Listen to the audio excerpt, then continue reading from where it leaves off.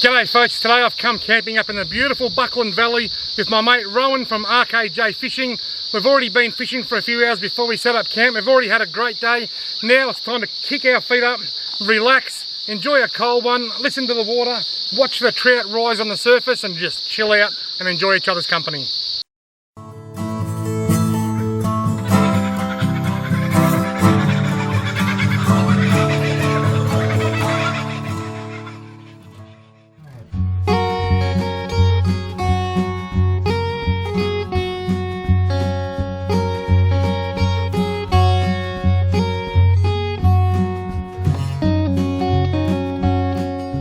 Rightio, now I'm going to do a really quick tour of the camp.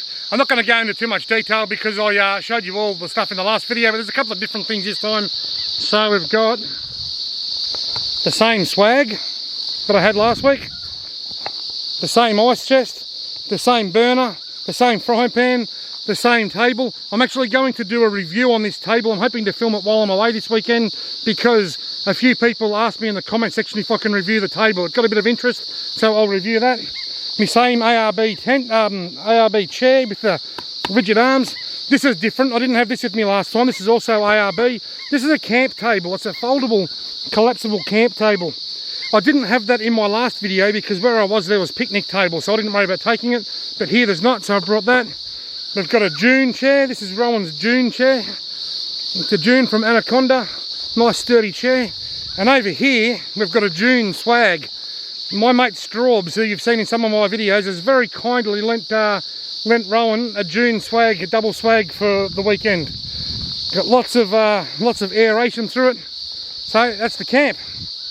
Not much different than last time. Although unlike when I was up in the Warby Ranges last week, there was no water.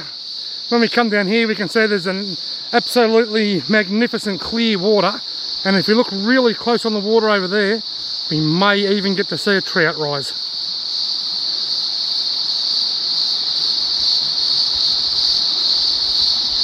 And we may not either. Looks like somebody's been setting up a mini campfire. Maybe the Smurfs decided to have a campfire on the bank of the river here or something. There's not much room in between them rocks. Here's a really nice big deep hole. This is the swimming hole for this particular campground. I actually swam through there when I was up here camping with Holly and Straubs and his son Will just recently.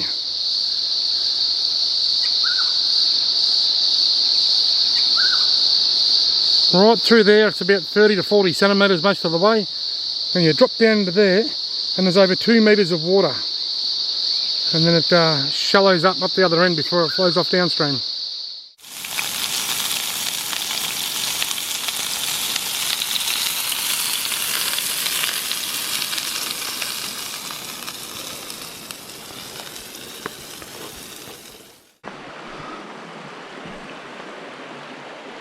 I'm actually in the middle of cooking tea, and I just ducked down to have a look at the river and I saw a trout rise over here. So I thought I've got to go down there and just flick a lure in. I've got the wild bait minnow on that I was using earlier today. So I'm halfway through cooking tea. Can I catch a fish while cooking tea?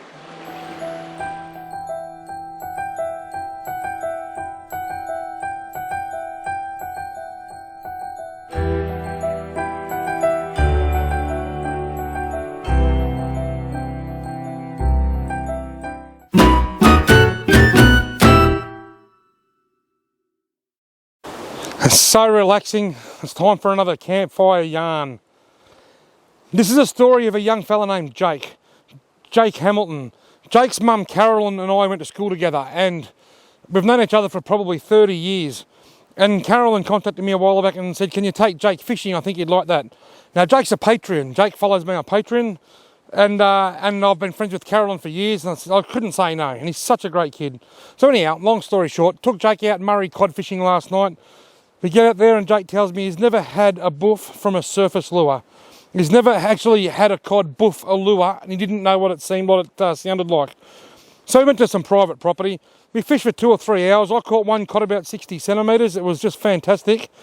And I forgot to take my GoPro, which is why I'm telling you the story, because I can't share the footage. But I have got some footage that I'm going to share at the end of this talk. Anyway, I'd caught a cod about 60 centimetres. Jake was happy, he was having fun, but once he saw me catch that cod, something switched in his head and he just turned into full-on hunter. He was hunting cod. He was in hunting mode after that. And anyway, just on dark, actually just before the sunset, it was just getting late in the day, Jake was reeling in his lure and he was using the little Demiki air frog that you've seen me use from time to time. We were standing there chatting, and just as he pulled the air frog out of the water, poof! A massive big splash right at Jake's feet. Jake's first ever surface buff scared him that much. He said a really bad word, but it was appropriate on the day. And then he jumped about 8 foot sideways, and I said, quick, get your lure back in there. And he cast it back out in the middle. And I'm watching the little Demiki air frog come across the surface. And he said, he's under it.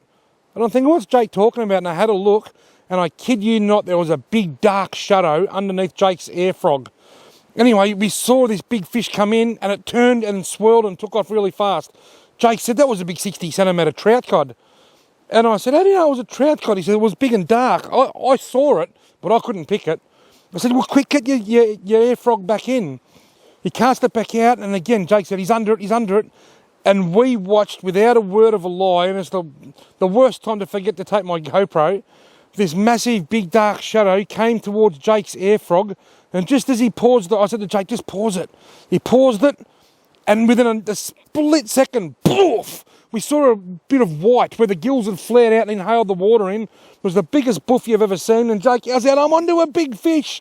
And Jake caught his biggest ever cod, and guess what? Jake was right, he nailed it. It was a trout cod. We estimate it to be around about 60 to 65 centimetres. This thing had a massive big head on it. It was an absolute beauty. I'll share a couple of photos now, and I'll share a bit of the release footage that I got, because obviously when you forget your GoPro, there's no hookup footage. And that's the story of Jake and his first ever surface cod. What a fantastic way to introduce yourself to the world of surface cod fishing. And Jake went out and ordered some air frogs the next morning, and if I was a betting man, I'd say he's probably on the water somewhere right now. Rightio, Jake Hamilton has just caught his first fish on a surface lure, and it's about a 60 centimetre trout cod. What do you think of that, Jake? I reckon that's bloody amazing. What did you get him on? The surface frog. The Demiki air frog. Yeah, Demiki air frog. Well, why don't you release him, then we'll tell everyone what happened. Alright.